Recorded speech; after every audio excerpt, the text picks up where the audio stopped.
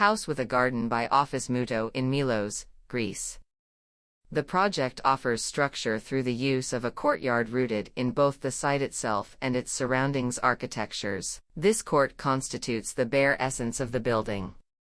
On the one hand, the site of Vigla is characterized by its numerous traditional sheepfolds, composed of simple rectangular volumes adjoined to small courtyards that allow to increase the living space of the animals, by associating the interior space to a larger outside space.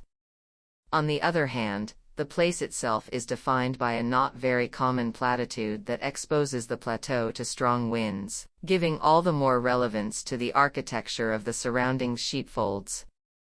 The use of a courtyard around which the building could be articulated allows to create a set of solid formal coherence, but it also helps to protect from strong winds in order to extend the relatively reduced interior living space to a much more generous and less expensive outdoor area.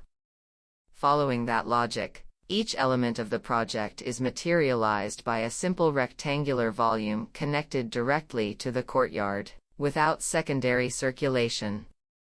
Between, and through, these volumes, openings toward the landscape articulate the relation of the courtyard to its surroundings.